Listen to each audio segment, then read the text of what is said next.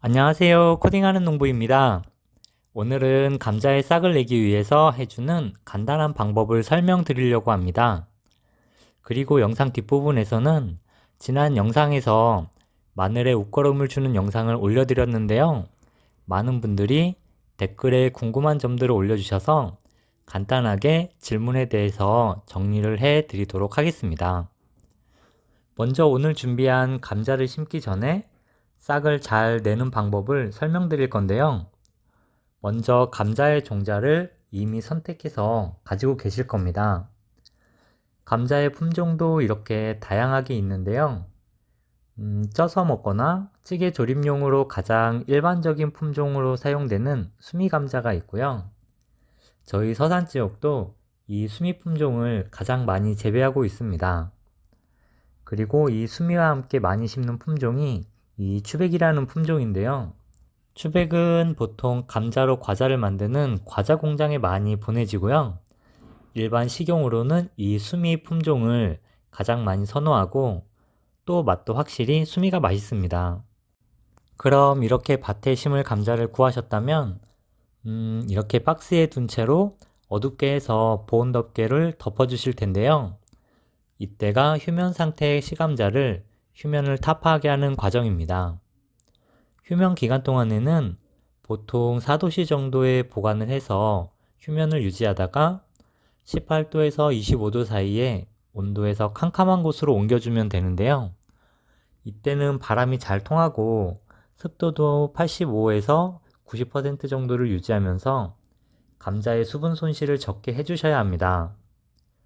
이렇게 어둡고 캄캄한 상태에서 따뜻하게 보관을 하시다 보면 박스 안에서 약 0.5cm 정도의 싹이 자라서 올라오는 걸 보실 수가 있는데요. 그러면 이제 약한 빛이 들어오는 곳으로 옮겨주면 됩니다. 이때 싹을 좀 더 빨리 올라오게 하는 방법으로 시감자를 그냥 통감자 형태로 싹을 틔우지 않고요. 상처를 내거나 5분의 4 정도 완전히 자르지 않고 5분의 4 정도 잘라주시면 휴면을 타파하는 시간이 좀 더 빨라집니다. 하지만 자른 면을 잘 말려서 수분이 증발하지 않도록 해줘야 하는 것도 있고요. 또 시감자의 활력이 감퇴하면서 썩을 우려도 있기 때문에 싹나는 시간이 조금 더 걸리더라도 저는 그냥 통감자 형태로 싹을 틔우는 방법을 추천해 드리고 싶고요. 감자에 상처를 내면 휴면 타파가 좀 더 빨리 된다는 것은 참고적으로 기억하시면 좋을 것 같습니다. 시감자의 휴면을 타파할 때 박스 속에 있는 상태로 어둡게 잘 덮어주시면 싹이 조금씩 올라오기 시작합니다. 처음 싹은 빛이 아닌 온도에 의해서 휴면이 타파되고 나오는 것이기 때문인데요. 이때 박스 속에서 줄기가 올라오는 게 보인다면 계속 놔두시면 웃자람이 심해지고 연약해지기 때문에 빨리 꺼내주시는 것이 또 중요합니다. 지금 저희가 감자를 펼쳐놓은 것을 보실 수가 있는데요. 지금 저희가 펼쳐놓은 것보다 가능하면 조금 더 얇게 펼쳐주세요.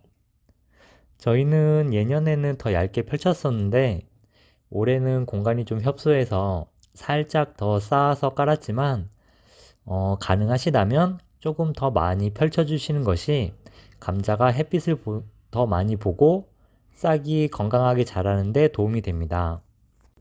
이제 감자의 종자를 좀 자세히 보겠습니다. 저희는 올해 50박스 정도의 시감자를 재배하는데요.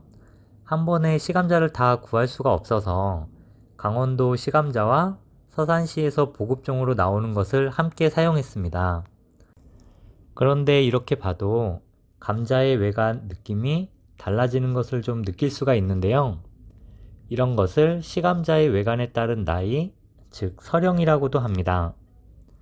감자를 수확하고 보관하는 과정에서 휴면 기간 동안에는 노화가 진행이 되는데요. 이때 생육 환경이나 저장 조건, 저장 기간 등에 따라서 이 서령이 달라지게 됩니다. 저희도 의도해서 이렇게 다양한 생리적 서령을 갖는 시감자를 갖게 된 것은 아닌데요.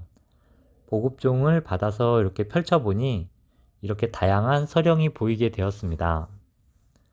이렇게 시감자의 나이인 서령을 알면 감자의 수확량과 크기를 대충 예상해 볼 수가 있는데요. 이제 품종별로 휴면 기간이 보통 2개월에서 5개월까지가 있습니다.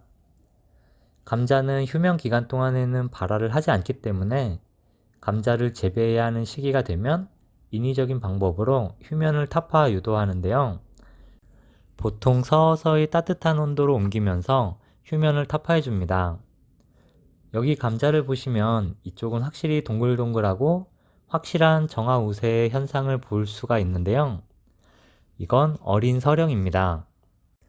이렇게 어린 서령은 비교적 싹의 수가 적다는 것과 그래서 감자의 수확량은 좀 적지만 개당 크기가 또 크다는 특징이 있습니다. 이쪽에 보시면 요거는 중간 정도의 서령인데요. 가장 정화 우세성이 좋고 여러 개의 싹이 출현을 합니다. 통상 3개에서 6개까지 싹이 올라오는데요. 이런 중간 정도의 서령을 재배해서 키우는 것이 가장 좋습니다. 이쪽은 보기에도 좀 노화한 서령인데요. 그만큼 잔가지에 싹이 올라오고 싹이 연약한 특징이 있습니다. 또 활력이 부족해서 감자의 증식도 부족한 편입니다. 하지만 이런 것들이 재배에서 큰 문제가 되지는 않고요. 이러한 특징이 있다라는 정도만 기억을 해 주시면 될 것 같습니다. 감자를 재배하는 데에도 시감자를 심고 나서 싹이 올라오는 상태나 이런 것들을 보고 적절한 영양 공급을 해주면서 감자의 수확량을 늘리기 위한 작업을 이후에도 꾸준히 해주면 되니까요. 지금 보기에 조금 노화하거나 아니면 너무 어린 서령인 시감자가 보인다고 해서 너무 걱정은 하지 않으셔도 될 것 같습니다. 이제 이렇게 해서 싹이 나오는 감자의 눈을 기준으로 몇 등분을 해주시면 되는데요.